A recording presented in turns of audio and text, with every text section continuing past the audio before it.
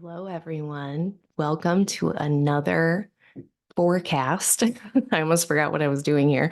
My name is Claire Moon, and I will be your astrologer for the next hour. I actually just thought I had the right settings, and then I didn't because it's Mercury retrograde. Of course it is.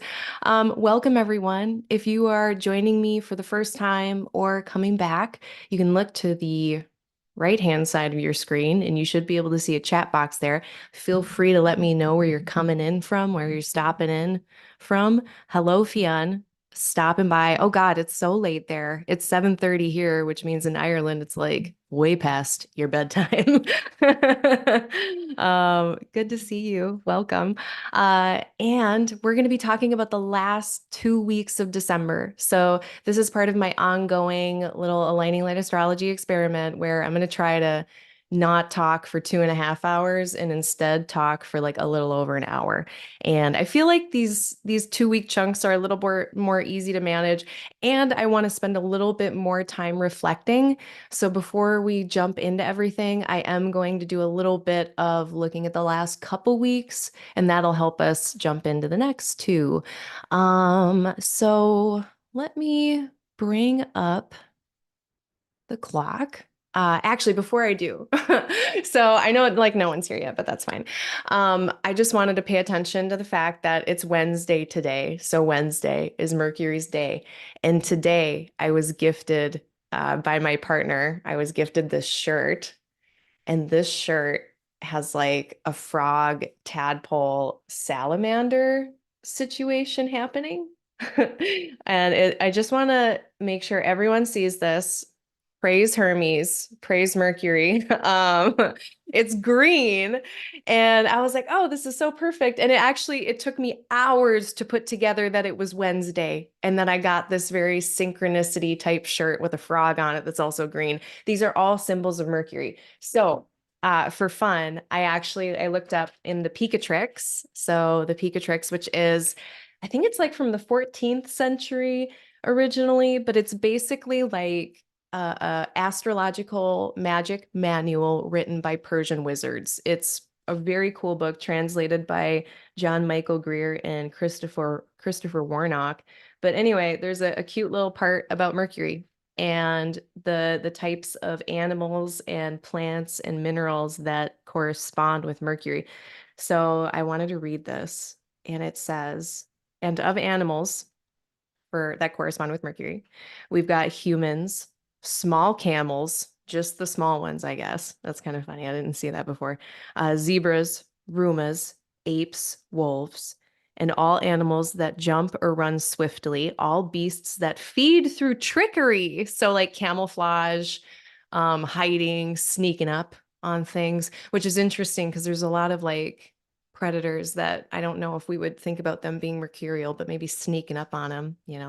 Anyway, among birds, those that fly smoothly and clearly, and those with perception and understanding.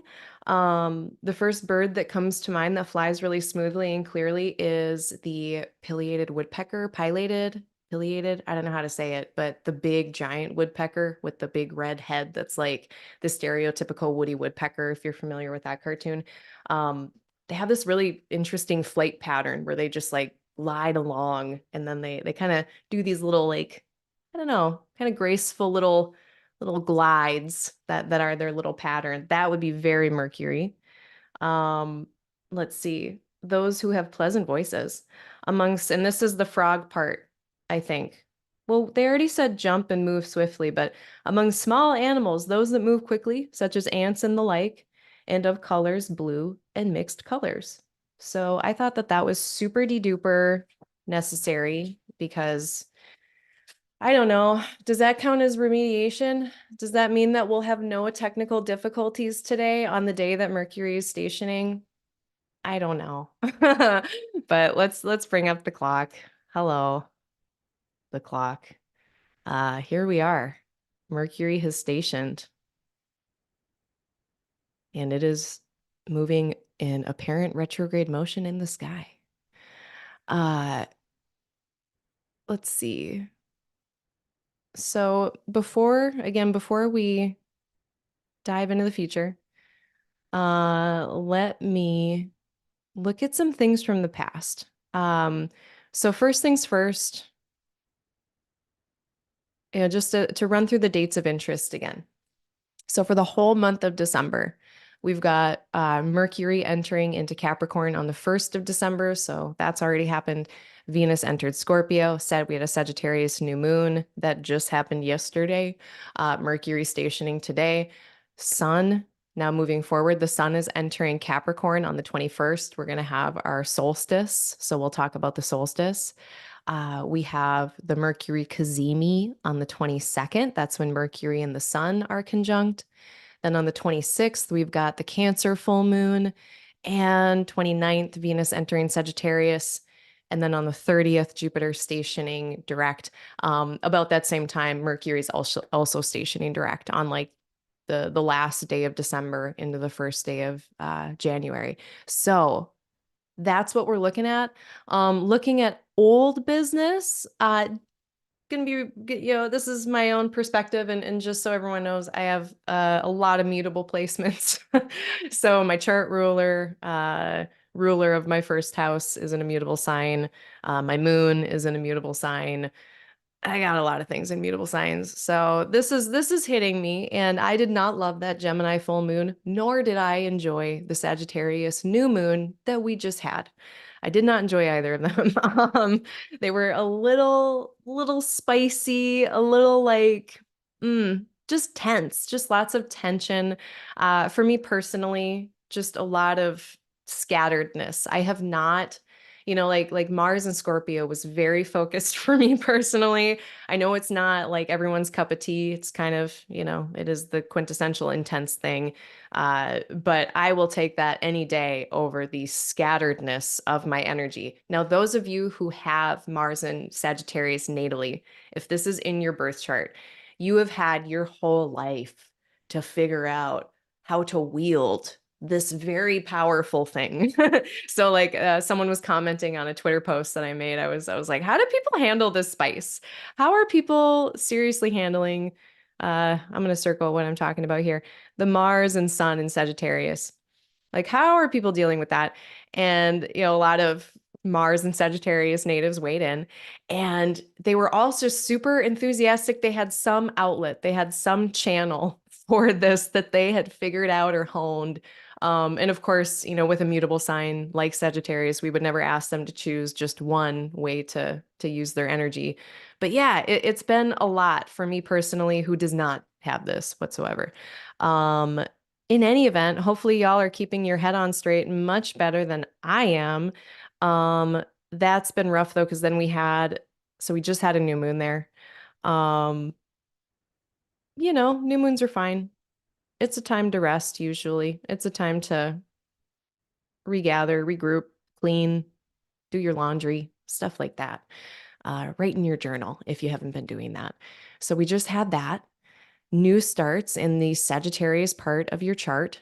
And now we're moving onward into the rest of the lunation cycle. So, another thing, maybe we should talk about this a little bit more. Of course, I talked about it in the last forecast episode, but I think it's important to remember what's going on, or look at the Sagittarius part of your chart and really reflect on what's up in that area of your life. So, and this is what I should have started the talk with today, because I wanted to remind people like how to best use this content. So anytime we're looking at transits, anything, whether it's a year ahead forecast, a month ahead forecast, the best way to use this, I think, is to get in touch with your own chart enough so that like, for instance, if you're a Leo rising, like this person is, you would know then that Sagittarius has to do with your fifth house topics. So getting to know your own chart in terms of what house topics are associated with whenever, like what house topics are getting brushed up whenever planets are moving through that sign, right? So when we're having, for instance, again, with this Leo rising person, potentially, they would know then that when there's Sagittarius transits happening, that could affect children, relationships in their life. It could affect their romantic or sex life.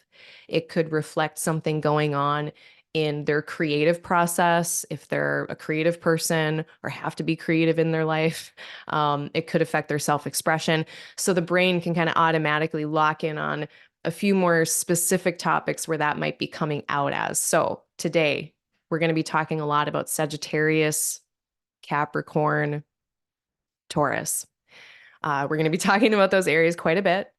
So if you want to, flip your chart up, if you have it somewhere on Astrology or on your phone or wherever, which now I'm remembering, shoot, whoever I need to send an email with an image of your chart, I did not forget. I need to send that to you. I'm sorry. Figure out where Sagittarius, Capricorn, Taurus are, what house topics. So for this person, it would be their fifth, their sixth, and their 10th, and be kind of reflecting on things. So anyway, going back to this lunation cycle, we just had this new moon that is kicking off a 4-week, another 4-week journey that we will have. And the full moon is going to be happening at the end of December in Cancer. So that's another area that'll come up in this discussion today. So if you can already start to think, again, if you're like a Leo rising, in what ways does the 5th and the 12th house come together for you? And if you need help with this, I did link below. I have an astrology cheat sheet. So if you need help with some of these house correspondings, like what is the 12th house? What is the 5th house? You go down below. There's a link to the astrology cheat sheet, and that has some nice tables that will help you kind of put together some word salad, reflect on your life, and see if anything fits. I would imagine that this Leo rising person, it might be topics of rest, rejuvenation, retreat, going away from the hustle bustle, taking a break. Too much fun, undoing of the self through fun. Maybe too much rest, it could go either way. So in any event, that's how best to use this material. I digress. That was a big digression. Anyway, back to our reflections. So I was basically, my headline was, I personally did not love the last new moon. I did not love the full moon. And I'm not going to go into why, because I've already done that in the last video. So please go review that. But a lot of it has to do with Mars. It's just Mars basically, and Mercury being retrograde now. That was also difficult for me. Again, personally, I don't want to project onto anyone, but from the looks of the internet, I am not the only one. If you have not sent your packages off already, this is at least do it before the 23rd. I don't want to assume what holidays people are celebrating, but if you've got travel arrangements to make, if you've got packages to send, Mercury just gets more and more and more compromised as the month rolls along. So if you've been busy already, try to do that. Now, the one thing I will say is that even though, kind of a wider lens thing, if we're looking at like the last part of the month here, even if there's a bunch of stuff happening with Mars and Sag, even if that part of our life is really busy, the Sagittarius house things, if that's very like scattered, busy, just very busy, I think what is really going to help keep things on the rails are the involvement of some of these nocturnally placed planets. No matter what, we're going to have someone in Capricorn, someone in Pisces, someone in Taurus holding down the fort. Venus is also in Capricorn. Venus is also in Scorpio. So I think, some of these connections, no matter what's happening in Sagittarius, if it's busy, if we're just, maybe if people are irritable, if you're more in the day chart side of things and Mars makes people a little irritable, know that the rest of the sky is actually kind of supportive. The rest of the sky is there's a lot of help to get there, especially in the Taurus parts. So, let's do our monthly reminder. Where do we look for help in the sky? We want to look to the Taurus parts of our charts. So for me, I am in Aquarius rising. So this is my 4th house of home, parents, dwelling. Guess who had the delightful privilege of going home and getting more toilet paper than my mom got at Costco? I didn't pay. I haven't paid for toilet paper in, I don't know, 6 months, ever since my mom got a Costco membership. So, for me, I get some support from my fourth house. Where is Taurus in your chart? Where can you ask for help if you're like a Scorpio rising and maybe Taurus is in your seventh house. This could be a partner, a spouse, a significant other, a business partner that could be really encouraging or helpful for you. Maybe your open adversaries are feeling forgiving and full of goodwill, and they're not going to drag your shit as much as they might otherwise. It could be anything like that. We could also see if you're an Aries rising, maybe it's your bank account. And if you're an Aries rising and you're like, hey, Clear Moon, that's false. I have no money. Where's my money, Joopy Joop? It could just be stability. So at the very least, Jupiter will bring stability to an area, especially if that's really what's been going on, is a lot of instability in Taurus. And for a lot of us, Uranus being there, that has been the case. Now, since last May, we have had Jupiter here. They've been helping to stabilize. Now, if you already have that kind of privilege, then we start to grow, we start to expand, we start to do all of those things. So anyway, going back to the main point, whatever. And this is a conversation that's more geared as kind of a balm to the day chart babies who Mars is kind of a little bit harder to deal with if you were born at night. This is a lot of just fuel in the tank. Like if you're a night baby, I have a feeling wherever Sagittarius is for you, you've got some gas in the tank to get some stuff done right now. But for some of us who are fumbling that energy a little bit, just know that the rest of the sky is really supportive. And for those who like the Mars and Sag energy has just been a lot of invigoration and energy and forward kind of pushing, know that the rest of the sky is kind of supportive for whatever you are kind of moving forward with or generating. Now, of course, I say this with huge sweeping concerns about Mercury retrograde in terms of, yes, supportive sky in some areas, very invigorating in others. Don't set stuff in stone, keep things open-ended until January because we are not going to have Mercury conclude its reshuffling of things. Jupiter has not stationed yet. So yeah, there's definitely some things up in the air right now. So yeah, move forward with things, but definitely be flexible, be open-ended with stuff, try not to get too hard on yourself if you have to circle back around and fix something in the next 2 weeks. Okay, how did I get to talking about that? We were talking about the mutable signs, and I wanted to say that nice thing about the nocturnal signs, which are the earth and the water ones. I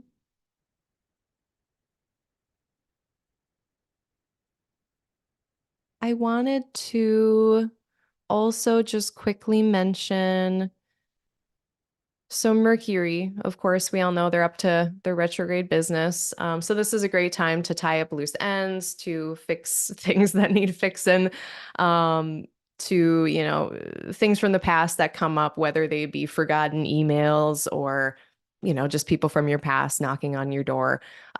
Mercury also can just be loud right now, especially when they're stationing. So especially today, tomorrow, and then Mercury will start to pick up speed again. But there can just be a lot of Mercury. So a lot of emails, a lot of communications, or a lot of thinking or thoughts. And the more of something we do, just then there's a higher statistical probability that there's going to be, a mistake or a typo or whatever. So just know if there are little things happening that could be the reflection going on in the sky. And then that helps to give us a little bit of a story as well. So another broad thing before we get into the details. So just looking at Mercury's story, Mercury entered their retrograde, or their what do I call it? Their pre-retrograde phase. Thank you, brain. Pre-retrograde phase around November 25th, when they got to 22 degrees of Sag, which is where they will eventually station direct around the 1st of January. So that's when things kind of started to kick off. Maybe at that point we probably weren't aware of any stories or things happening that were requiring our attention, but maybe they were on our mind, maybe not aware, whatever. Then On the 1st of December, Mercury entering into Capricorn, today stationing. Now, the next interesting points will be the Cazimi. So, this will be the halfway point, and that is going to be on the 22nd of December. So, that's the middle part of the Mercury retrograde story. It is Mercury and their whole cycle with the sun. It's its rebirth, which is a separate thing. But when it comes to the retrograde itself, this is the middle part of that story. So if we think back to November 25th, at this point, December 22nd, so almost a month later, now like, okay, we're getting to the middle of a story. It should be very clear what your Mercury retrograde things have been about, what you've discovered at this point. You should have had a few little aha moments or realizations. If you're me, you will have discovered several things on the software I should have learned years ago. That happens every retrograde for me. But at this point, we're seeing some resolution. Hopefully, we're seeing like, okay, now I can see how this thing ends. I can see how it wraps up or comes to conclusion. And then we don't get the station for another 10 days or so.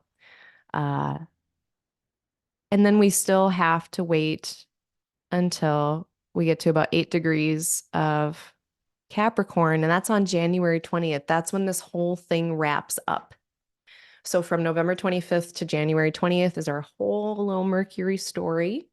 Uh, Watch the Sag and Capricorn areas of your chart, see what house topics are involved in there. That's what's getting a review. That's what's getting shuffled around, switched around. So be agile, flexible, adaptable, not hard on yourself if there is some editing or adjustment that needs to happen. And if other people are dropping the ball, which is always going to happen, it's part of the deal. So just hang in there, be patient. Now we're going to get to the spicy part of this at the end of the month, but we're going to wait to get into those details as they come. But I just wanted to give us that wide lens view. Last thing. Is this the last thing? Yeah, so I just wanted to make a note too. So Mars and Sagittarius. Um, I've been a little hard on it. Like I'm like, oh, it's scattered, it's spicy, and I don't like it. And that's not fair. But I've also been saying, yes, it is invigorating. It gives us a lot of energy. I also want to mention it is very inspiring. It is very aspirational. Jupiter is a planet that has to do with hopes, dreams, and aspirations. Jupiter having its joy in the 11th house of hopes, dreams, aspirations. That is the nature of Sagittarius. Sagittarius is insight, understanding, seeking of understanding. It is self-expression, group expression, especially group expression, because it's fire. Fire is externally expressive, and Jupiter is the Lord of groups. So Sagittarius is great for goodwill and bringing things together, bringing ideas together. And with Mars in there, we are taking action on that. We're taking action as groups. We are, and right now that's great because we need protesting, right? There's a lot of good protesting happening right now. There's a lot of people being loud right now about things that are wrong in the world. That is fantastic. So Mars helps us to do that as well. Mars helps us act on inspiration. So I just want to give that. Also, Sagittarius is enthusiasm, clapping, encouragement, encouraging others. We can use this energy to encourage each other in ways that are inspiring and inspire hope and aspiration. That would be a very, very, very good use of Mars and Sagittarius, which we have for the rest of the month. And then, Mercury being there for part of that time just adds more voice to all of that, adds more words, adds more planning as well. Logistics, rational types of maneuvering using that fire. So it's like the fiery, impassioned lawyer, like that. Um, okay. I'm done with my wide view stuff. I'm done with my past reflections. They were more like past complaints. That part's over. Let's talk about the future. Before I do, I'm just going to check in and see. Oh my goodness, there are people here. Wow. So we've got Jessica coming on in.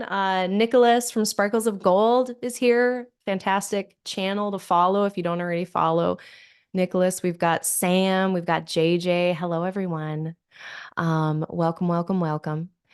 And does anyone have any Mercury retrograde things that have come up yet for them? I haven't too much. I had one thing. It was a project that was already happening, and that's come we've circled back, so to speak, on a project. That's been a really stereotypical thing for me. I don't know if anyone else has any other Mercury things, Mercury shenanigans. Oh, and thank you, Sam. Sam says, don't forget to check out the Geminid meteor shower. Thank you so much. I'm going to Google it right now. Geminid meteor shower. Let's see. Ooh, it peaks tonight. Oh, don't paywall me. Don't do it.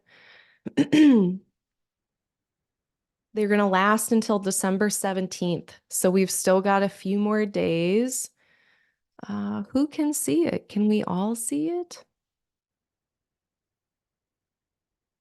Here we go. Viewers in the northern latitudes should be able to start seeing the shower in the evening at sunset. While the action begins for those in the southern hemisphere after midnight. Rates could be as high as 150 meteors per hour.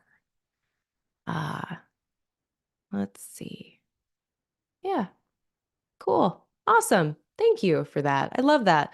Observational astronomy is important. I don't know if I'll succeed, and I don't dare say it, but I'm gonna say it because I mean it doesn't really matter.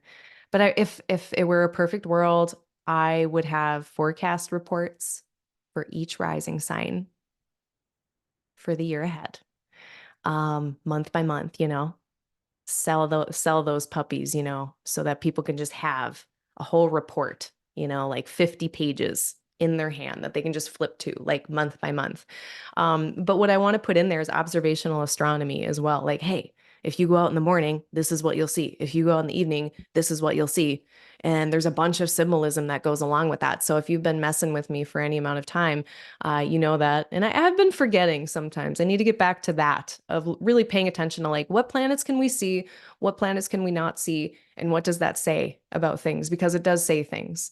Hello, stars and gamers. Right around Mercury Station last night, their partner got a call that his dad was in the hospital. Unfortunately, I am very sorry to hear that. Hopefully, they're all right. Putting lots of travel activity and phone calls in motion. So, yeah, that Mercury stationing, and all of a sudden, there's a big frenzy of activity. It's loud Mercury, a lot of Mercury. Not necessarily that stuff is going wrong, but that there's just a lot of it. Granted, we can see here, challenges and a flurry of activity, both. Hello, Adam Davis. Well, stars and gamers, everyone send your good vibes to them for that. Just going in circles, Jessica is just going in circles. Mercury is in your natal 12th, a prisoner of circles. Oh no, I'm getting red. It's in my 12th right now too, because I am an Aquarius rising, of course. And I literally pace. I am a pacer. Just pacey, pacey, pace. Granted, I think there's probably a study about like movement and thinking and movement and creativity. So it's that, right? It's that. Let's get back to it. Let's talk about right now. Anyway, the moon is going to be in a benefic enclosure very soon. So again, if you're not privy to it, and I should just put a link down there, but I forgot, astroseek.com has a benefic and malefic enclosure calculator, and it tells you when the moon is sandwiched in between planets that are nice and warm and cuddly and happy. Oversimplification, but we're going with it. Versus the moon being squished in between prickly boys that don't feel great. And it can just tell us in a really kind of large grain. So this is not, there's a lot of nuance that is not being stated with this technique, but it's a really kind of quick and dirty way of kind of seeing what the weather is going to feel like, because the moon is so important to our day-to-day lived experience of astrology, that just looking like who is the moon talking to in terms of the other planets. So anyway, astroseek.com, benefic malefic enclosure calculator, go have fun. We have one on the 14th, and it actually lasts for quite a while, until it starts about 5 in the morning Central Time on December 14th and lasts until the evening on the 15th, about 9, 10 p.m. Central Time on the 15th. So if you have conversations to have, letters to send, fun stuff to do, warm yum yums to consume, whatever you got going on, that's a great time to do it on the 14th and the 15th. Um, the moon's going to be with Pluto in Capricorn on the 15th. So that, you know, it depends on where it is for people. I do find that when the moon is with Pluto, those days can feel a little heavy, whether it's coming from an internal place or whether it's external circumstances, or it's just like there's a lot of kind of powerful situations around us that we are kind of having to navigate. It's heavy sometimes. So at the 15th, we've got 14th into the 15th, I should say, we've got some nice protection for the moon during some of that time, but there is a bit of heaviness as well.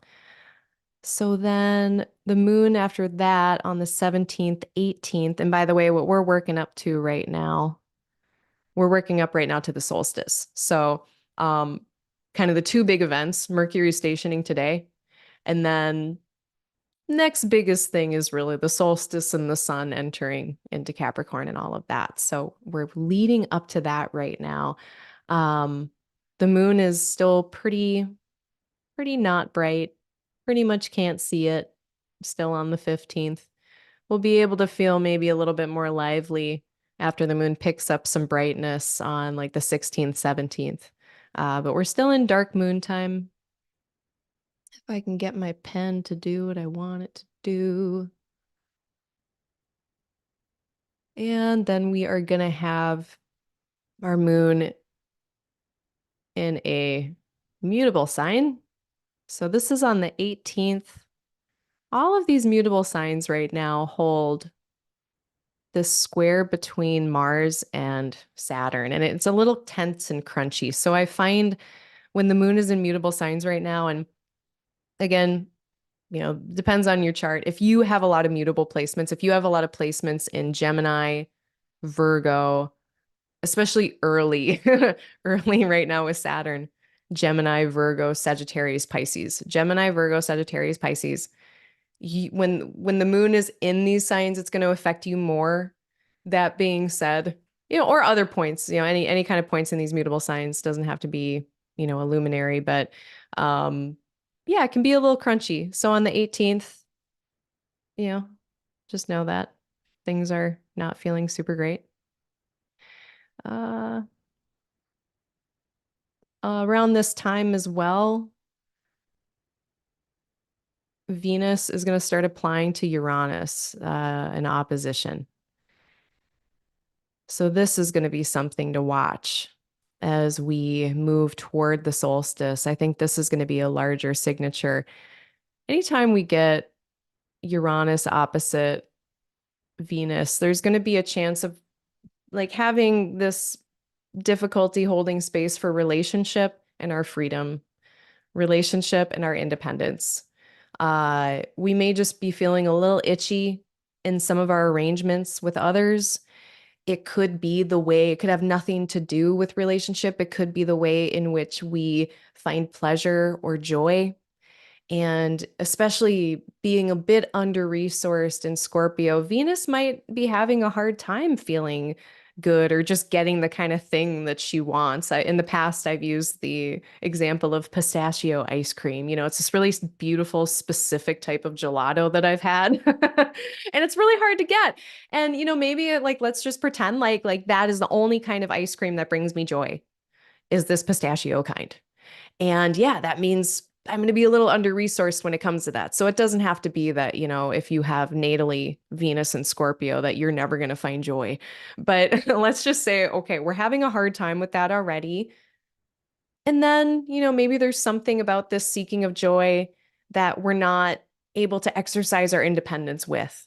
Uh, so, or it could even be that maybe some instability in the Taurus area of our life is kind of keeping us from doing the pleasure seeking that we want to do in the Taurus area of our life. But in any event, if you are feeling a little like you need space, like you need to be seen or heard in your unique values, find that. Like, find someone to listen to your unique values. Find someone who can get you pistachio ice cream. Um, you know, uh, yeah, so that is coming up, and it depends on, I think, how much flexibility we have built into our life with Uranus. When planets run into Uranus, if we already are living a really authentic life, if we have a lot of independence and flexibility to just do our own self, I find that a lot of times these transits, they're not that loud because we have a lot of outlets for these things, and it doesn't make a blip in the radar. But if you're someone who has a lot of constriction or simply is just under resourced in a lot of ways, doesn't have a lot of stability, then these kinds of transits are going to be a bit louder. It's like I don't have the independence, I don't have the freedom to just do my authentic thing or have the authentic things that I want.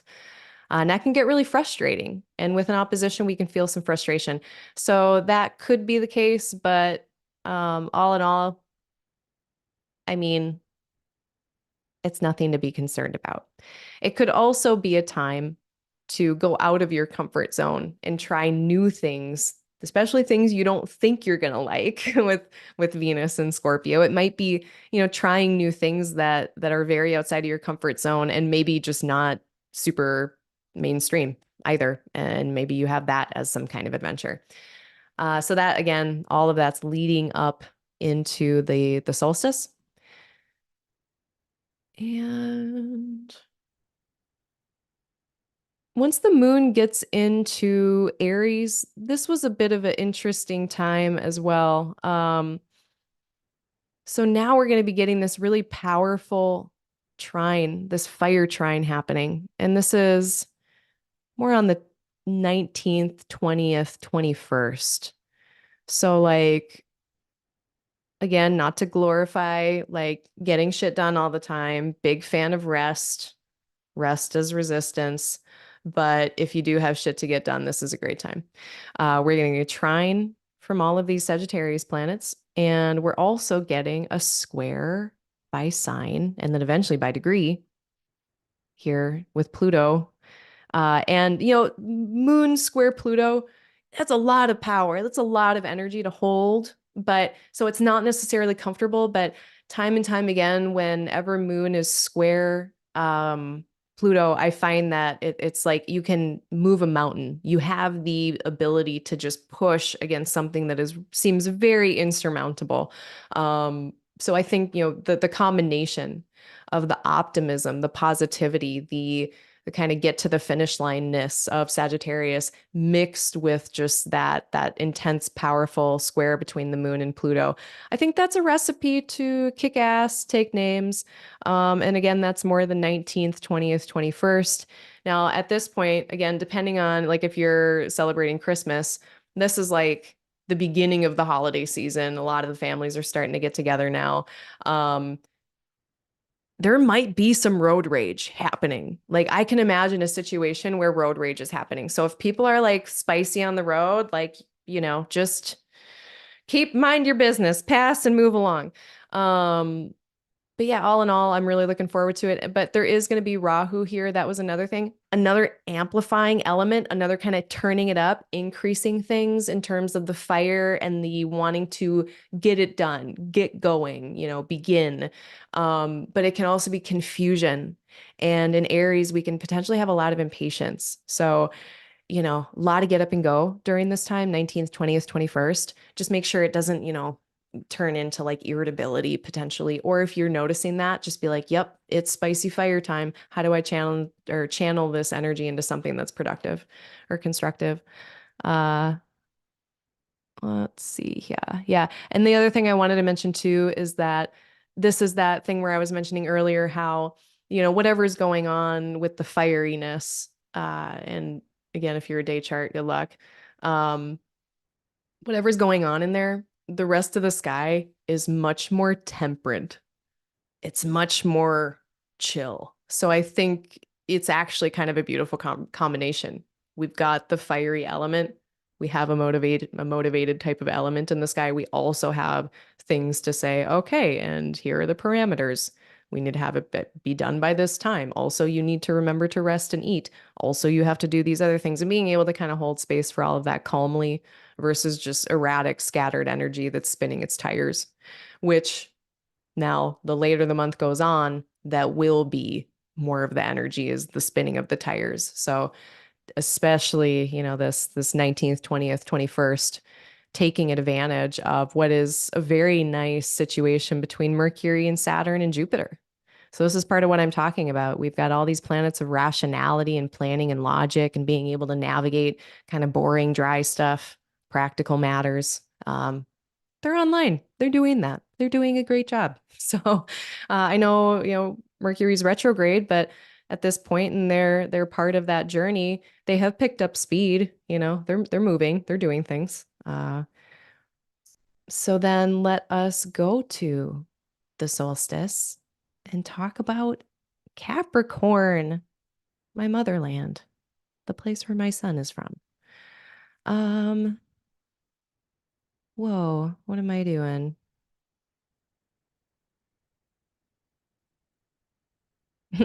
Okay, here we go. Got it. Jeez. Okay. So here on, at least in Madison, Wisconsin, on the evening of December 21st, we are going to have the sun enter into Capricorn. So now this is the solstice. This is the point at which we are going to start gaining light in the northern hemisphere, and in the southern hemisphere, they're going to start losing light. The thing that we have in common is that this is an extreme in the amount of light that we have right now. So for us in the northern hemisphere, extreme in terms of the lack of light. In the south, they have extreme in terms of having the most light that they're going to have during this time of year. So that is a very important pivotal point. And this marks the cardinal signs that all start stuff. They all initiate these turning points where the light changes in some dramatic way, either at the extremes with the solstices or the equal points where we have equal light and day at the equinoxes, equal light and day equinoxes. It makes sense. Nox is light, I believe. Um, we don't normally think of Saturn as like a initiator, starter, go-getter type of energy. So I've always, at least that's been my, kind of interpretation of Saturn. They feel much more solid and firm. Um, at the same time, we have a cardinal sign that's ruled by Saturn. So clearly they do that. And the way in which they do that is very slowly, carefully, methodically. That's how they initiate things. They initiate things with Saturn stuff in mind. So what if I'm going to start something? What are the machinations of it? How is it going to work? What are the nuts and the bolts and the gears and the gaskets, and how do they all fit together? Very earth, very practical. They want to know how long it's going to last. Is it durable? Does this last for a long time? Um, and how do I make it so that it does last for a long time? So it's not just this burst forth that Aries does, but it is a slower offset of things.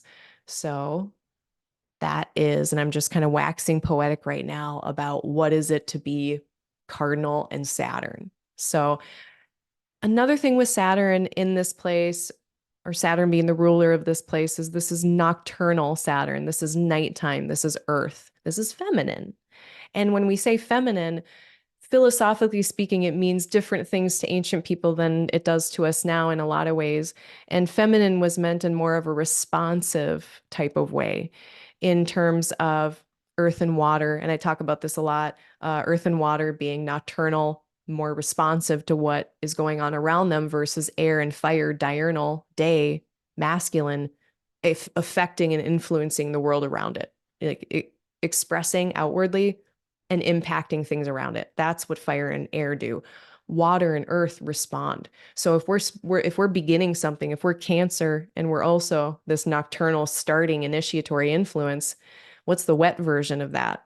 What's the Saturn dry earth version of that? What's the moon wet version of that? And I think we see initiations, beginnings, startings that are more that they begin, but in a gentle way in response to its environment, for better or for worse. So, one good example I had of this, or favorable, would be, us having a connection with the land. If the humans and the land, if we actually had this kind of sustainable dyad and reciprocity and we had a connection to the land, when we build up around it, we don't, just blow up a mountain. We kind of live on the mountain. We live around it. We integrate around it in response to it. And we initiate things in response to it. And now an unfavorable way that this could come out is we're going to do it how we've always done it because I'm just responding to the structure of the system that I'm in, and I'm just going to do what that dictates. I'm going to just respond to that by, doing how we've always done it. So you can see this can be favorable, unfavorable, productive, constructive, depending on what you find those things to be. Uh, that's the vibe we're running with. So we're in the part of the year where a lot of the growth that might be happening or starts or initiations might be quieter. They might be more nascent, like, planting a bulb in the fall and kind of forgetting about it in the winter and having it surprise us in the spring. It doesn't mean there's nothing happening. I know Saturn is death and, Capricorn and the thema mundi, this is where souls leave. But at the same time, there can be that nascent life that was there all along, kind of just waiting till the next part of its cycle when it comes around again. So that's the vibe. I put two links to this more maybe nocturnal type of Saturn energy to explore if you're interested. One of those is from Gray Crawford. Another is from Salma. Uh, and let me say that appropriately here. So, Gray Crawford, if you're not familiar with him, he does a lot of lunation writing, and he wrote on the Sag New Moon that we just had. And it was mostly about the Sag New Moon, but he did write, and he was taking some inspiration from T. Susan Chang, who I also cite a lot.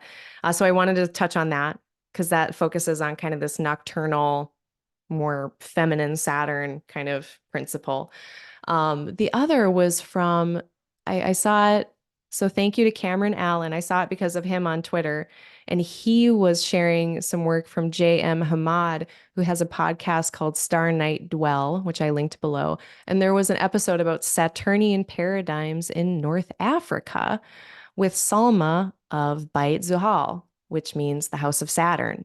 Hopefully I said that okay. And it just like, I love the way that Salma talks about Saturn. I love that they converse about Saturn, bringing in some different perspectives about what Saturn can look like. So if everyone's interested in that, go check that out. But going to Gray Crawford, I'm just gonna share my whole screen here. Um, it was this part of his writing. So the gravity I'm just going to read this here from Gray Crawford. Considering the gravity of necessity and what is worth the sacrifice to achieve one's purpose further resonates with the attribution of primordial Ananke to the third decan of Sagittarius in the Hellenistic text. Oh, he was talking about that. And the third decan is ruled by Saturn. So maybe that's what I was thinking of. But just thinking about Saturn in this way of a self-born primordial serpent in Orphic cosmology, um, who is part of this releasing Eros into the world, releasing this creative primordial goddess into the world. We don't normally think about, types of Saturnian places, Ananke, necessity. These are all Saturn words. We don't generally think of that, but this is kind of that nascent life that undergirds things, in that Capricornian way. So that was very inspiring. And too, like the way that um this phrase, yet the phrase necessity is the mother of invention. Ananke also gives birth to creation due to her constraints being a necessary aspect of all creative process that will bring new forms into our world. Um, God, I hope he does the audio of this because he'll write it and then Greg Crawford will also do an audio of it, which I love listening to. So this idea that Saturn is not inherently dead, Saturn is not inherently not creative. Thus, also likewise, Capricorn, also not just dead, uncreative, lifeless. Let's just put some bricks on stuff and be corporate goat boss people. Like that's not the vibe. The vibe for me is much more like what are the sustainable bricks that we need to put together to make this last a long time and do so in a way that's very sustainable and humane, where we don't forget about the cancer bits of things. And I think that's going to be a big theme this month, that the end of this month being we're having a full moon in Cancer at the end of the month. Anytime we've got activation of Cancer and Capricorn happening, we have to ask ourselves about how sustainable are things going? Are they actually going to be able to continue how they're going? Or are we going to need to soften things up or tighten things up? Either way it can go. Um, but we'll get to that more in a minute. So what else did I want to say? What was I even? How did I even get on that topic? I don't remember. It doesn't matter. Let's talk about this Mercury Cazimi. Oh no, we were talking about the solstice. That's what we were talking about. We were talking about Capricorn. So the solstice is happening. Sun's ingress into Capricorn is happening. We're going to look at this more kind of feminine, responsive archetype that has to do with Saturn, that is more this Capricornian earth experience. So please explore those things. That was really fun for me, at least. And we're going to get just a nice party coming in more January into February. We're going to have more planets come into Capricorn, including an exalted Mars.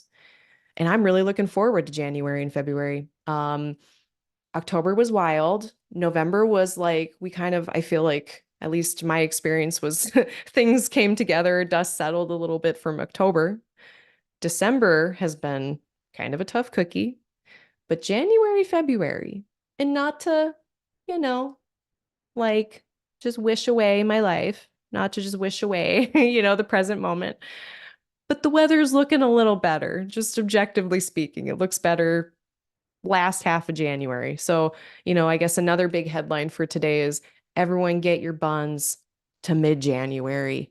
At that point, it's kind of like it feels like when you're watching a hockey game and someone's getting penalties and they're in the penalty box and then they get let out again. And the announcer, at least if you're in Minnesota, they say full strength, and then everyone's back on the ice. We're back at full strength mid-January. So okay, what else do we need to say about Capricorn? They're really good at finding jobs for everyone, having everyone involved, having everyone kind of be a part of the process. So if you're around family at this time, include everybody. This is where like you give the child, the cookie cutter so they can be part of it, even if their cookies are, whatever.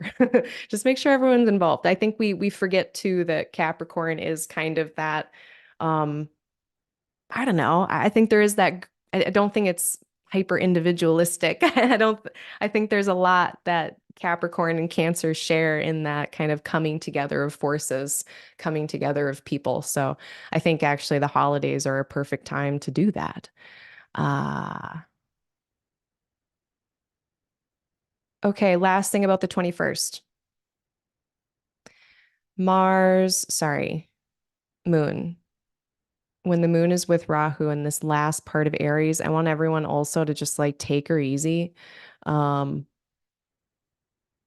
this will be, yeah, like midday on the 21st. Later in the day, the further globally east you go into the 22nd. So at this point, we're going to have the moon with Rahu square Pluto. Don't overdo it. Like, don't run that extra mile. Just take it easy. Don't push yourself. This is just like kind of overdoing it energy. I was talking about the ability to be able to move mountains and have just a lot of power to work through something.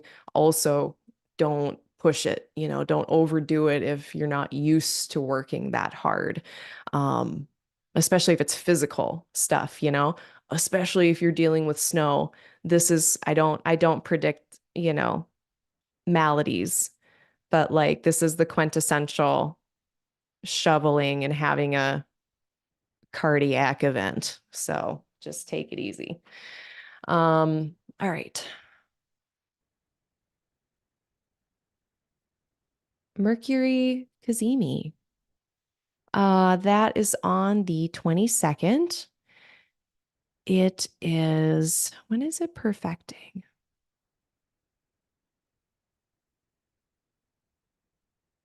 It does perfect on the 22nd. So the 22nd at exactly 12:54 p.m. Central Time.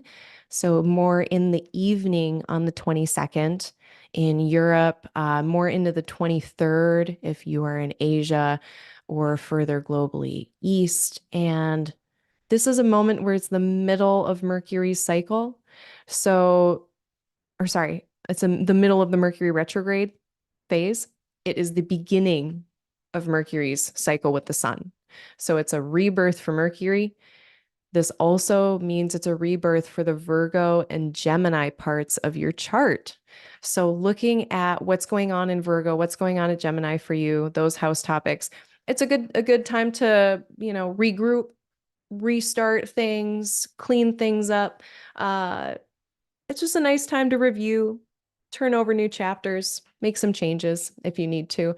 And being Mercury's retrograde, it does speak very well to making those changes, especially if they're still experimental and you're not quite sure if you want to like totally overhaul, like, for instance, this would be my eighth house. I can imagine myself at this point scrambling to get my books updated. And thinking, maybe there's a better way to do this. Maybe I should start using something to keep track of this so I'm not just having to spend 10 hours on it every 6 months like a fool. Um, so, this on the 22nd, we might have some aha moments as well. Anytime a planet is with the sun in the heart of the sun like this, we can have some realizations, insights, aha moments about these areas of life. So particularly look to Capricorn, look to the Mercury ruled places. So if you're in Aries rising, look for aha moments or insights around career, work, communication, siblings, extended relatives, local spaces, familiar people, places, things, your workspaces, your health, your toil, your labor, your disease, your recovery from disease. Blah blah blah blah blah. House topics. Blah blah blah. Use the cheat sheet. um, so yeah, that's happening. A nice thing too about this Mercury cycle, or this part of the Mercury cycle, I should say, is that it's happening in Mercury's bound. So if anyone is familiar with the bounds, another name for them is the terms. These are just a smaller portion of the sign that is allotted to a certain planetary ruler, assigned to a certain planetary ruler. So for this first, what is this? 8 degrees, the first 8 degrees of Capricorn is under a little bit of rulership of Mercury. This also means that Mercury does a little bit better here. This is for me natally the only reason I think why I'm able to do anything.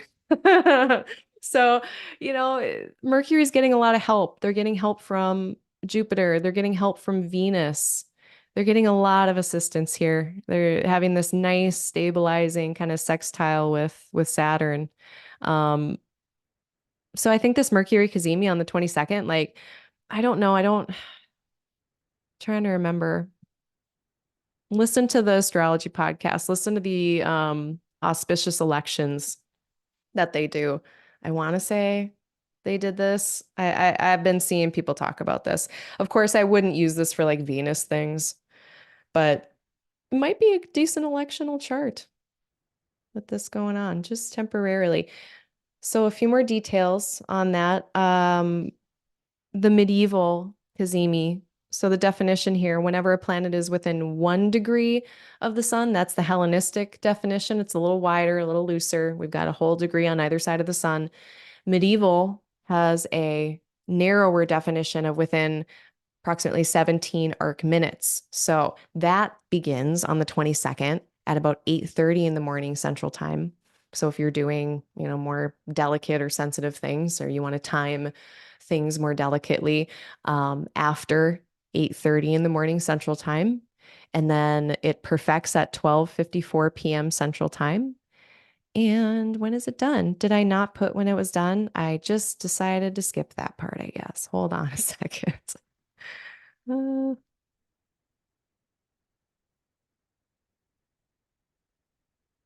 it's usually about 12 hours. A Mercury Cazimi, at least the medieval portion usually lasts about 12 hours, so it should be getting done. Or maybe the Hellenistic one lasts 12 hours.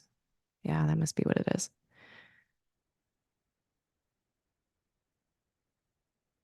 Yeah, you only have a few hours in the afternoon, so it perfects at about 12:54 p.m. Central Time. It's pretty much wrapped up here. Let's see, 26 would be 20. It's wrapped up by like 3:30 around there. So you've got the afternoon essentially on the 22nd. Um, great. Nerd time over. Then the moon is going to be with Jupiter. So these days are nice. I had mentioned, again, more wide view, like these days, the 19th, the 20th, the 21st, when the moon is in Aries, kicking ass, taking names. Feels like it's for that. Then we get the moon in Taurus exalted with Jupiter for a couple days, 2.5 days. I think that's going to be really nice. But then we get into some really prickly territory. We start to get into Mercury retrograde, struggling to feel resource, struggling to with its words, maybe, struggling with its plans. Um, Even if it's not your fault. Mars is here as well. This is not the easiest weather to hold skillfully. Let's just say that. Let's get this wheel less wild. Thank you. So at this point on the 23rd, they're still about, they're 8 degrees away. So, it will be able to feel it, but I think the time where I'm going to be really on the ball about things and just kind of watching, being on my better behavior, that is going to be more on the 25th and the 26th, because not only are we getting this Mercury Mars situation heating up quite a bit, we are also going to have a moon that is going to be between these prickly boy rays of Mars and Saturn. So that malefic enclosure that I was mentioning earlier, this is that. So this is where we're getting a hard aspect from Saturn and Mars here. Now, if you don't use the outers, so I'm only using visible planets. If I'm only using visible planets, the malefic enclosure is between about 7 in the morning on the 24th. So on December 24th, about 7 a.m. Central Time until about 8 p.m. Central Time on the 25th. So it is pretty much all of the 24th and the 25th. Yeah, that's when the moon is going to be in a malefic enclosure, and it can just feel tense. At the very least, what you can expect from that in real life, it could just be tenseness. And honestly, if you're doing holiday stuff, that's usually what's going on anyway. It depends on your family. Even the functional families, even the ones that get along, sometimes there's still tension. And so I would recommend, depending on how competitive people are, if you have some healthy outlet for competitive type of behavior, that would be good. So doing the board games, but don't do the board games that people fight about, whatever those are in your family. Every family has a board game people fight about. Don't play that one. Don't talk about politics if you don't want to talk about politics. Y'all know what I mean. Some people are more safe than others to do that. Um, all of you and only you know what you can handle at any moment. So let that guide you in how you navigate, difficult people. If someone is saying harmful things in the room, like definitely leave. Like you do not have to tolerate anything like that. But if there's any kind of funky family relations, it could happen under this weather. This is the weather where that could happen. Now, this last year, we had a similar thing last year, but we did not have Mercury retrograde here.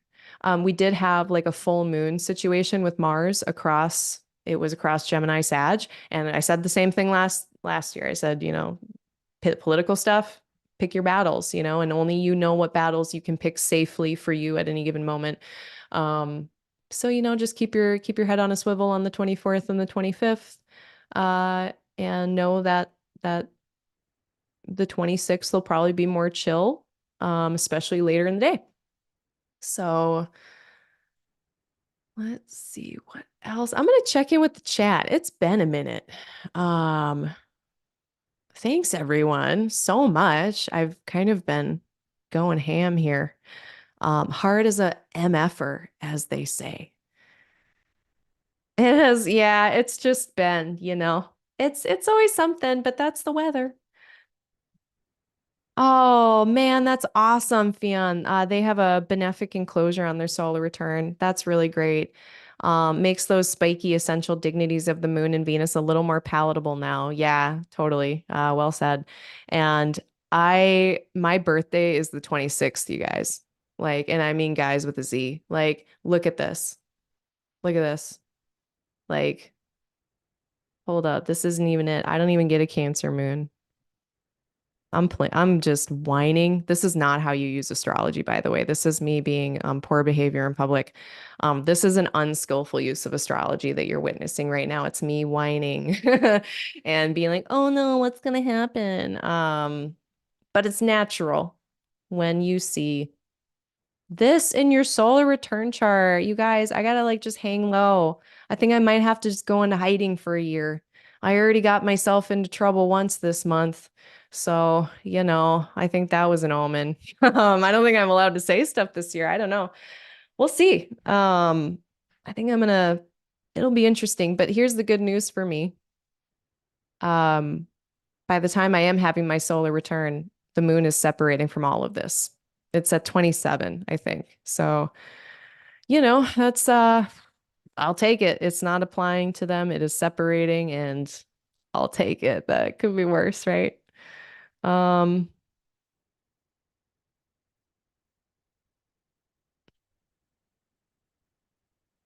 yeah, Sam, the moon signs are important, especially if you're a night baby. Look at where your moon is. You might resonate with that more than the sun. Thank you, Jendi, for appreciating my analogy. I was hoping someone would get it. Hello, Fallen Soap. Welcome back. It's good to see you. Um, mm. All right, friends. Thanks for joining. I appreciate you. Remember to hit the like button, subscribe if you want to keep up with this business.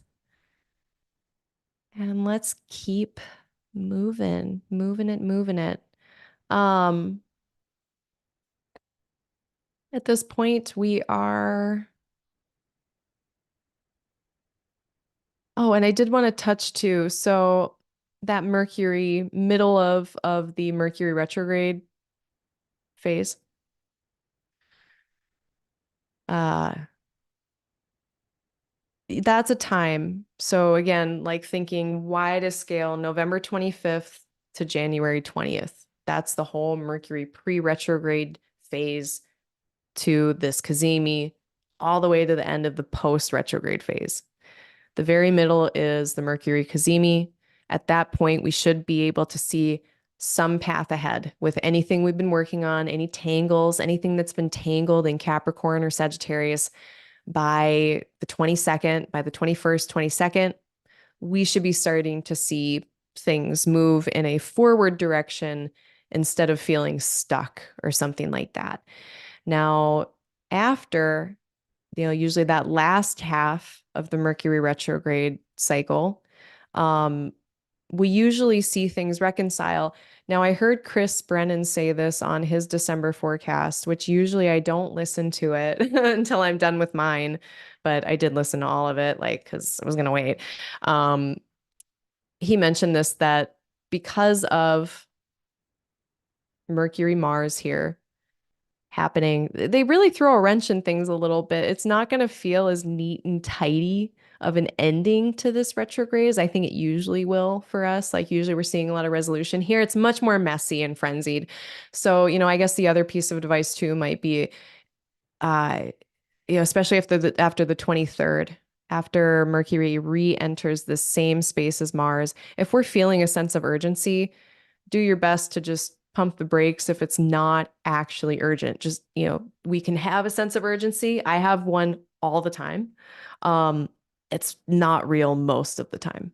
So we put a lot of pressure on ourselves and we do it to other people too. We don't realize that we're pressuring someone else to do something quickly when that's just our discomfort getting the better of us when it would have been more skillful to just chill. So yeah, there's that. Navigate accordingly. We were talking about the moon. So the moon being in Gemini, and again, that's more the 25th, 26th. These are really the days where we need to be, careful with just taking care of ourselves, I think. Moving more slowly so we don't stub our toe. Double checking information, making sure like if we think the other person knows where we're supposed to meet, they probably don't. Just make sure that they know. Make sure you know. If you think you might not know. Just double checking all those little informational details that we need to, or that we usually don't, that we need to. Um, yeah, a lot of times the Mercury retrograde, it kind of reminds us of best practices that we have let slip sometimes in communicating. Um, Now, Venus is trine Neptune here, which I'm not sure. Once we get Moon into Cancer, I should say, Venus is trining Neptune. And I don't know if this just makes this more emo or what. Because, like, all right, the 25th, 26th, that was a challenge because of Moon being really opposite, Mars, Mercury. But now here on the 27th and 28th, we're getting the Moon opposite Pluto, which is we have it every month. It's not that big of a deal, but it can be that heavier feeling. I was mentioning it earlier when Moon is with Pluto as well, kind of a heavier feeling could come from a number of different places. And I was wondering if it would help to have this trine relationship with Venus and Neptune, but then I was like, well, it's Scorpio Venus. So this might just be super emo. So we might be like, misunderstanding and moving too fast and stubbing our toe and then being emo about it. So I don't know if this necessarily helps, but I think what it could be nice for is forgiving, accepting, talking about emotions, being open emotionally. So I would say, and this comes directly from Dr. Tara Brach. I should have put this on here too. Conflict navigation resources, which I could have used, a billion times this month already. Um, yeah, I need to remember to use my own resources sometimes, right? Uh, it really, what Tara Brach talks about is leading with what your needs are. So when we're upset with something, if something hasn't happened, if something's happened incorrectly, if our boundaries have been transgressed, if anything comes up, if we're upset for any reason, checking in and asking what our needs are, what needs haven't been met. And I think on like the 27th, 28th, that can be a really important question. If I'm upset, what needs aren't being met? What do I feel like what need am I trying to protect, or what part of myself is feeling in danger and needs to be protected? What am I trying to protect? So it can be a really helpful introspective moment, I think. And it can help us work through some difficult patterns with this opposition with Pluto. If we are staring down the barrel of patterns that are difficult or reoccurring things that come up, the water trine here might be a nice ally in processing through those emotions and kind of figuring out what can help make us feel better. Um, all the while, Mercury and Mars are, you know, busy. They're very busy. So this is the other thing too. This feels like when you're so busy and then you all of a sudden sit down for the first time all week and cry. Maybe I'm telling on myself, but it can usually mean it's like you're just holding on to a lot of feelings and you just have been so busy you didn't even feel them. And then you sat down and you chilled out and you're like, oh my God, why am I crying all of a sudden? This feels like that. So it might be like after so much busyness and hustle and bustle, maybe on the 27th, 28th, we find a way to outlet some pent up maybe emotions or stuff, or if our deep internal subconscious waters have been riled up and the water is murky, maybe on the 27th, 28th we can get still so that the muck can kind of get still and the water can clear up a little bit so we can see. I don't know if that makes sense. I like that analogy though. um And then let's talk about this Cancer full moon. And then that's pretty much the last thing we'll talk about. Well, there's a few things. Actually, no, there's actually several things. Dang it, I need to get going. It's almost 9. I want to talk about Venus and Sagittarius too. Um, okay, so let's talk about this full moon. So to talk about the full moon, we have to go back and talk about the new moon. So what is going on today? Like pay attention to today, pay attention to yesterday, to pay attention tomorrow. What is starting? What is completing? What's going on? And what is going to culminate in Cancer with those topics come December 26th, which is when we have that. I have it 2 days too soon here. So for instance, I'm going to use myself as an example. Um,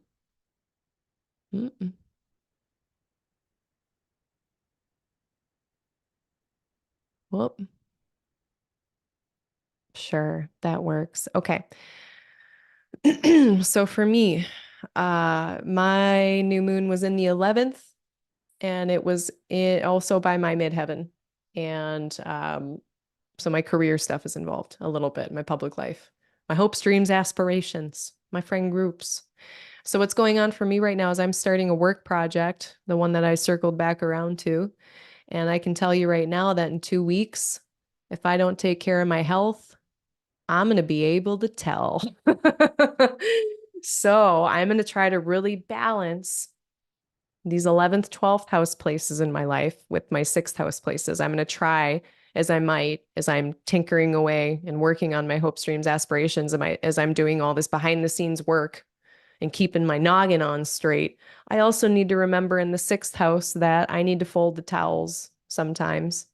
And I need to take care of my health and eat and take care of my physical form. Because that is always the last thing on my list for me personally. And also just like how is my friend groups, how are my friends affecting my health? Maybe that is going on.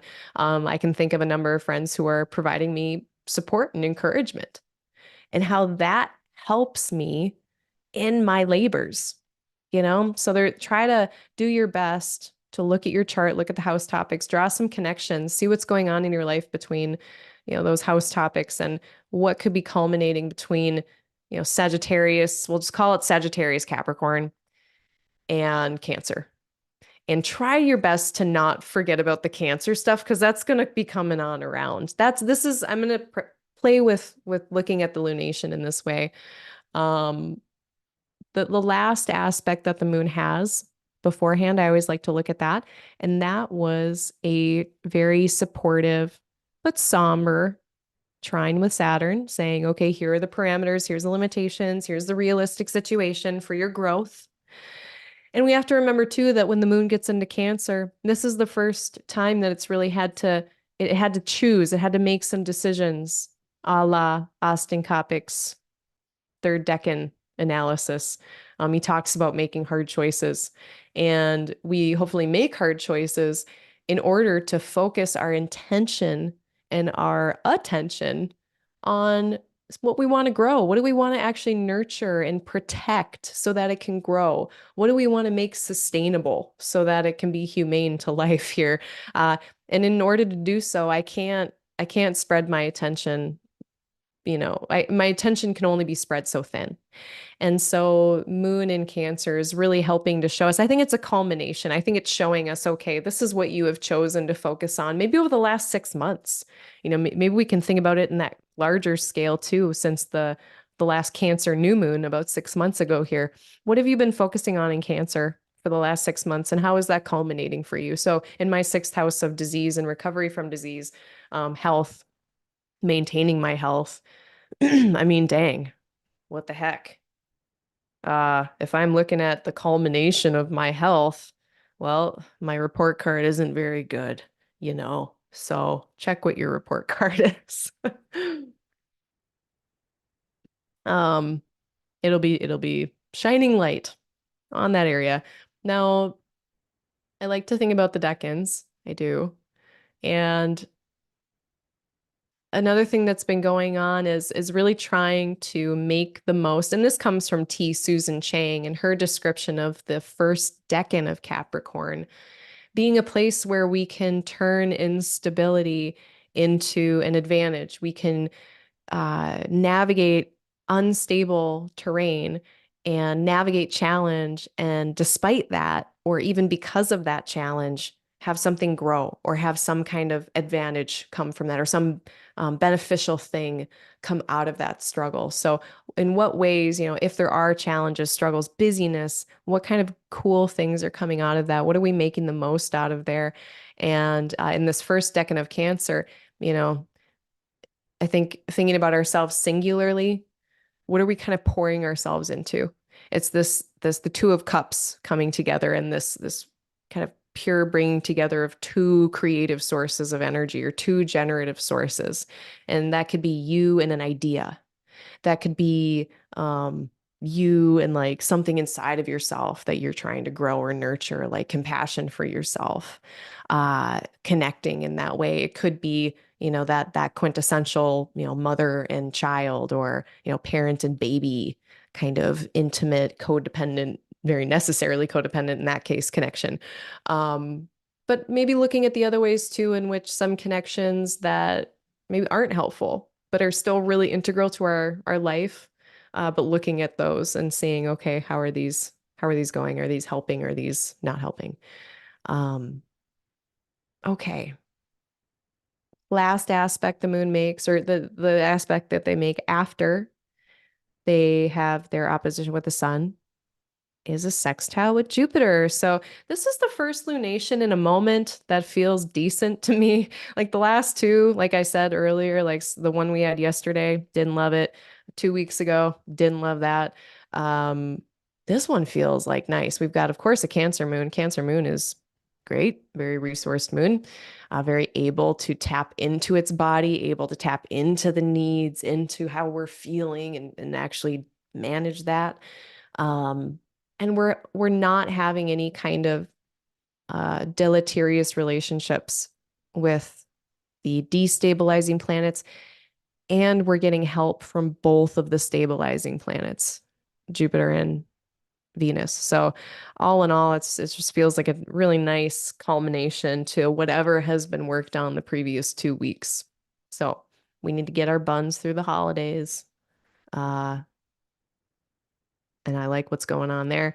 And then we do have a benefic enclosure starting late on the day on the 26th at about 7:45 p.m. Central Time.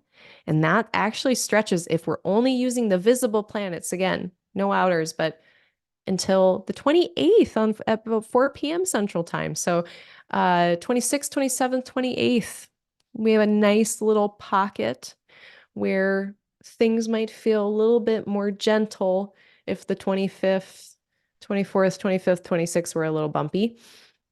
Um, Last couple things. Uh, Oh, I guess last thing too. So with Cancer, when we're thinking about what is growing or what are we trying, what are we really choosing to put our focus on and our attention on? And maybe we've been doing that for 2 weeks and now it's really coming to fruition, the fruit of that attention and the fruit of that focus. But yeah, really thinking about during this time on the 26th, what protective measures do we also need to put into place so that we can grow whatever we have decided to focus on? I mean, getting really serious about that and knowing that, you know, Cancer is cyclical, it's flexible, it's not linear or rigid or anything like that, but it does have some kind of predictability. It's flexible, but there's also some kind of predictability. So likewise, wherever this is in your chart. So let's say this is in your fifth house. Maybe you're a Pisces rising. If this is in your fifth house, maybe this is being really serious about having a nice cyclical routine with rest, pleasure, sex, fun, whatever it is. Um, Flexible but consistent and focused so that we're not so scattered, like we were at the end of Gemini. The last little bit of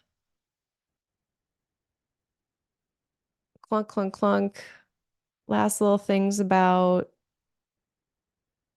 Mercury, Mars. I want to see exactly when they meet. Oh, I'm by the hour. That's why. Yeah, the 28th. So, like I said, Moon is in this nice pocket between the rays of benefics. At the same time, like this Mercury Mars stuff is still going on. So, as much as I say, like, yeah, nice little pocket, like, yes, in some parts of your life, Sagittarius stuff, if there are things, which I'm not saying there will be for everybody, but they're still going on. So just so you know, like, I'm not just because of that benefic enclosure, like the 27th, 28th, um, that doesn't bring the threat level down all the way. Yeah, that's all I'll say about that. Uh, so then that again completes on the 28th. Now after December 28th, the spice starts to wane, as well as on the 29th, we're going to get Venus into Sagittarius. So that is going to help for so many reasons. Um, mm, there's one other thing I want to say before I jump into my whole thing about this mutual reception. What was it? The Mercury Neptune square. That's what it was. So we have Mercury meeting Mars.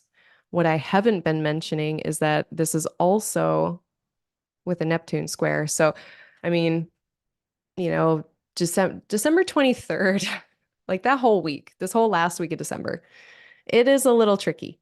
And what makes it even more tricky is this Neptune square because it's almost like a little Mercury retrograde where there's confusion, there is fogginess, hidden information, um, depending on what your life is like, deceit, potentially at worst.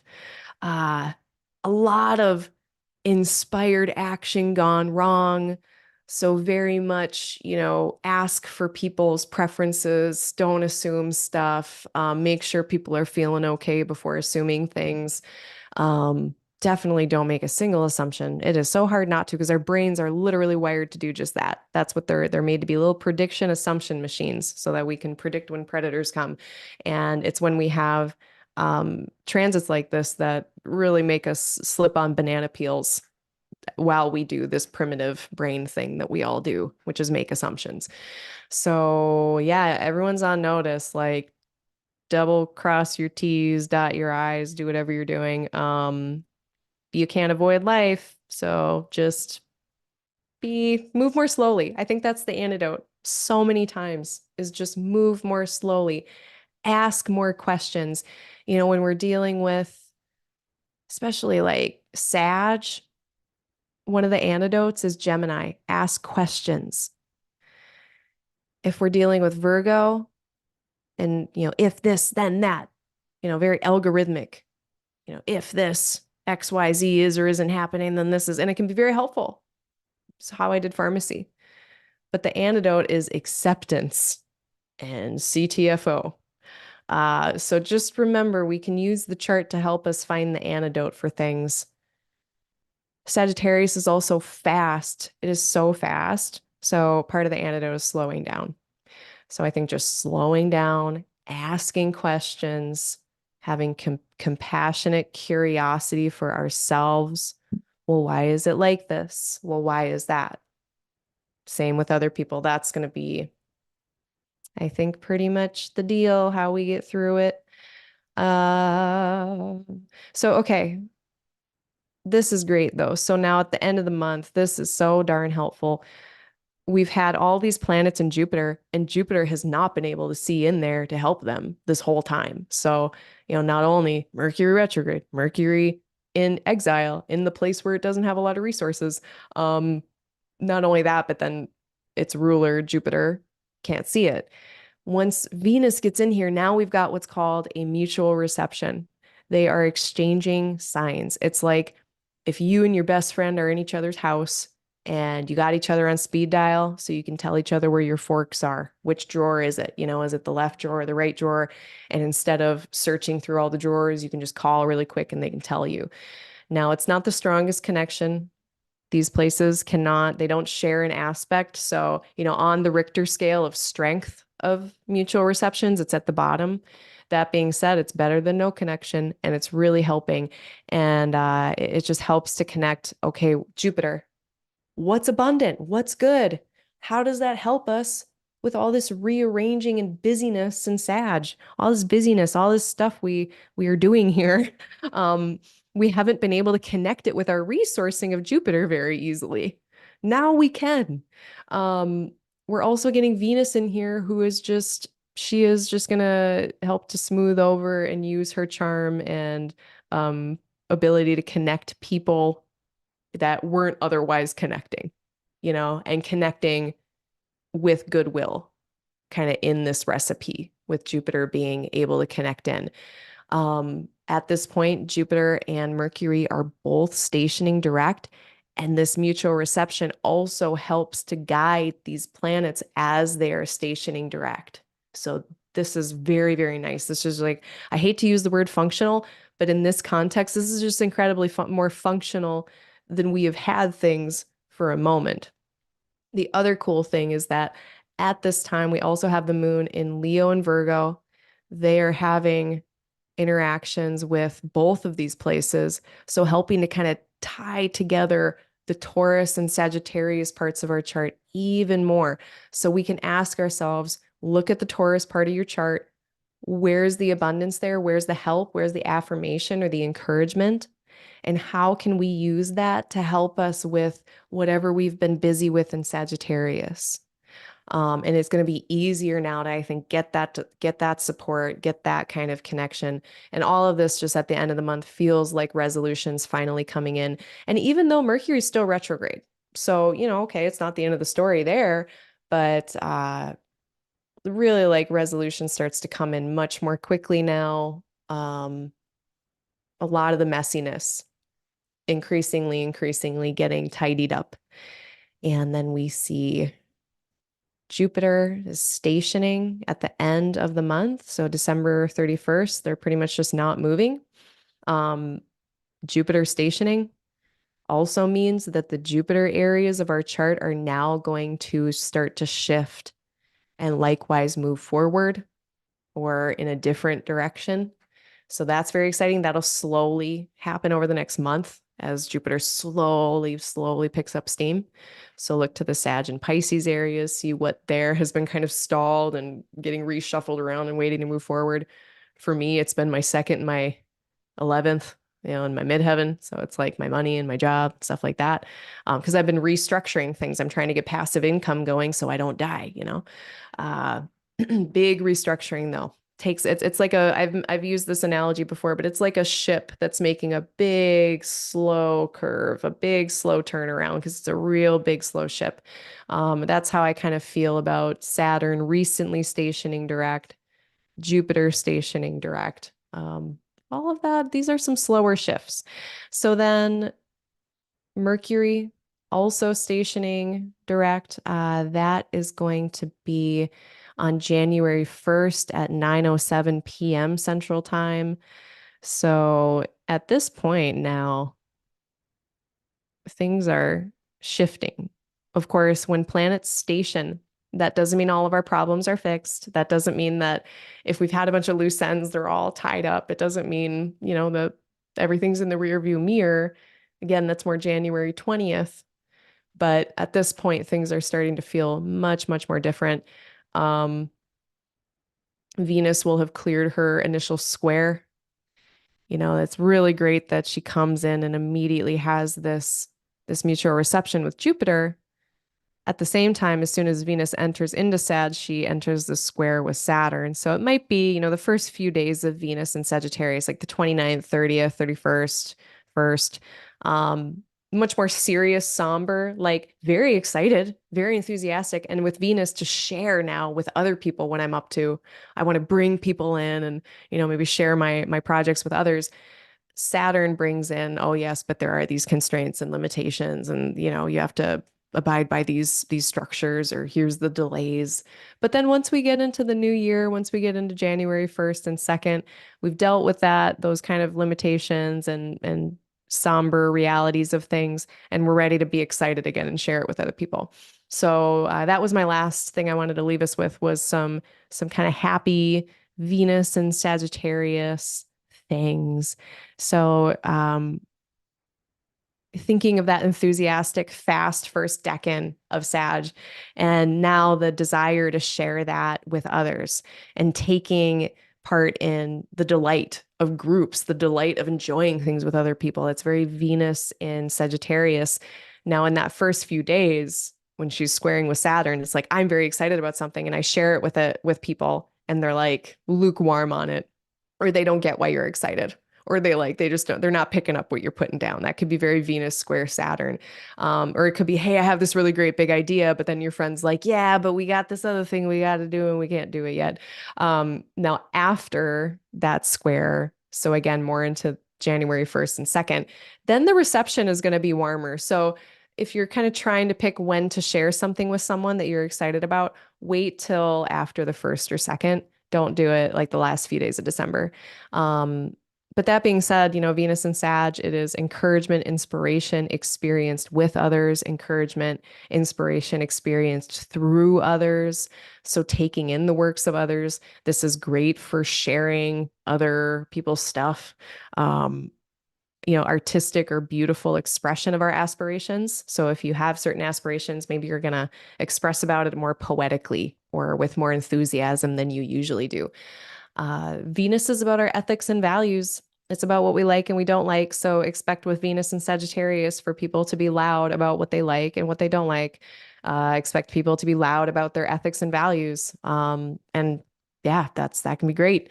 Uh, she is going to have a great improvement in her dignity, so all of her space points, she gets more of them when she's not in Scorpio. So her resourcing is improved. Um, again, Jupiter's out of sight, but that mutual reception does help, at least modestly. It's not going to save everything, but it helps a lot. Uh, Moon and Leo, last few days of the month, kind of looking forward to that. Uh, this nice fire trine between all of those Sagittarius planets. That, of course, is on like the 29th, 30th. So again, remember Venus is in a square to Saturn, so that can kind of dampen the reception when we get excited about something or slow us down a little bit, but just know it'll just be a hiccup. And then, you can be off running with whatever you want to do. Um, yeah, and then just know once we get into January, February, watch all these planets go into Capricorn. And then that's going to be like, teams all here at the workshop. Um, I think that's it. Yeah, I said Jupiter stations direct. So again, think about Jupiter areas. The Mercury square Neptune thing though. So Mercury squaring Neptune, they did so on the 27th of November. Then the 27th of December is that second Mercury square Neptune. And then a third of three of them is on the 8th of January.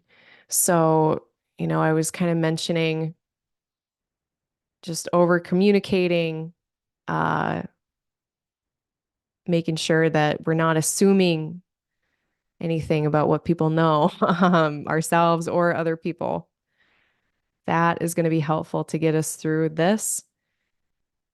But if we watch Mercury, I'm going to delete my scribbles.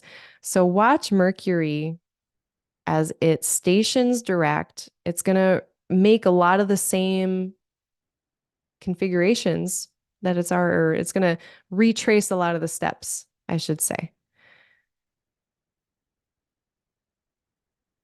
And now here it is again on the 8th.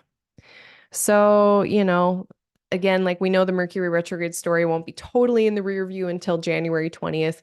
We can even see on January 8th, there's still some stuff to deal with Mercury and Sag squaring Neptune. Details are not going to be probably clear until mid-January. So this goes too, if you've been waiting for information, let's look at the visibility of Mercury. This whole Cazimi period, of course, they're invisible. Sometimes this can mean that information is not available at this time. We are waiting on information. We're waiting on news. We're waiting on decisions. The words have not been put together yet. The plans have not been put together yet. Or if they have, we just don't know about them yet. And we have to wait until Mercury is visible. So we need to get them. The mathematical convention is 15 degrees. So we can get, any planet 15 degrees away from the sun. Whether we can see that planet or not, that's not always at 15. It can depend on the atmosphere where you are, your horizon, your place on the globe, because this is something Patrick Watson has been talking about a lot, is in working with kind of the software to be able to tell when exactly a planet becomes visible in the morning or evening sky, depending on location and all of these other factors. So it's not as easy as 15 degrees. Now, that being said, vaguely speaking, at this point, around the end of the month, this is when Mercury is going to begin to rise in the morning sky. And so I would expect as Mercury becomes more and more visible as January progresses, which I know this is getting past 2 weeks, but we'll be getting more information.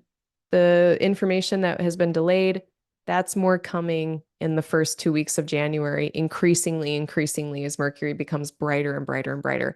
Also, our communications, maybe we've been holding back or we've been doing behind the scenes work and we don't share it or it doesn't come out until January, first week, second week of January. So, we see a lot of rearrangements happening with the retrograde planets. We see them stationing end of the month. And then we also see Mercury coming into visibility just beginning at the end of the month and then still taking, maybe a whole nother week to become visible in your location. So yeah, really excited for January. That's what I'll say about that.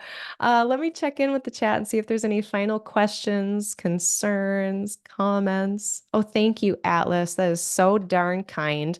Yeah, I do have super stickers. I haven't been mentioning it much, but if you would like to tip me or you feel like you've gotten a lot of help out of this, you can just give me a like. That is sufficient. You can give me a smile. Thich Nhat Hanh said that even a smile is a contribution, and I am going to stick to that. But yeah, if you feel like supporting me financially, that is also super, super appreciated. Let's see here. Yeah, Jendi, it is a roller coaster at the end of the year. It really is. It's just that little blip of stuff, it's like we're moving along fine now. Um, but yeah, I would say, December 23rd, that's a date where things shift because that's when Mercury re-enters Sag. December 23rd. By then, we've also had the solstice and the shifts into Capricorn. So yeah, it's kind of like December 23rd. And then over Christmas, the 25th, the 26th, the 27th, the 28th, 25th through the 28th. Exercise caution. 29th, 30th, 31st. Things really, again, we get that mutual reception with Venus and Jupiter. Things really start to resolve at the end of the month. And then again, even more so, like into January, into January, into January. And February also looks quote unquote very functional. All right. I think that is it. Let me stop the share and I'll do my little announcements. Of course, the best way to support me is by getting a reading. And if finances are tight, I have a sliding scale. So that's one way that I try to give back is by if you are a victim of any kind of oppression in anywhere in the world, you qualify, no questions asked. If you are part of a marginalized identity, of which there are many, and I'm not going to try to list all of them here, but check out my website, www.aligninglightastrology.com. It's in the FAQ section. Scroll down a little bit. I go over all the sliding scale stuff. You can email me at aligninglighastro@gmail.com. Aligninglighastro@gmail.com. And then I also do this twice a month now. I do my little 2-week forecast that is I just have project creep. I can't stop it, y'all. And I also do a Q&A. That's tomorrow. So actually meet me here again, same bat place, same bat channel, but it's at 7 p.m. Central Time, 8 p.m. Eastern Time. I'm going to put a submission online in a bit here on Instagram for questions, but also you can just show up and you do not have to be present to win. You do not have to be present for me to answer a question. Just throw it up on Instagram when I do the call, and I'll just answer it without you there. That's fine.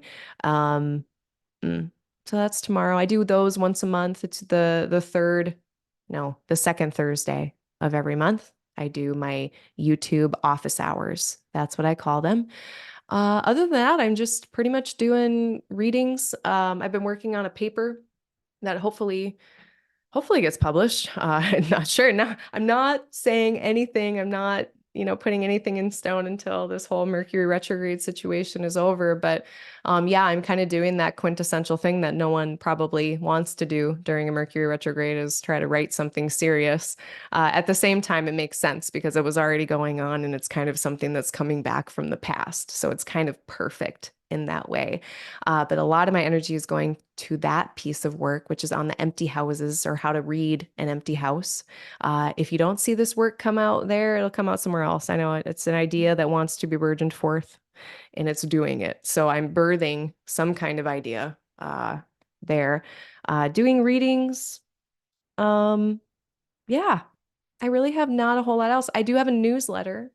If you are interested, sign up on my website for my newsletter. That's where you get all the sweet discounts. I give discounts every month for different things. So that's how you stay in touch with me.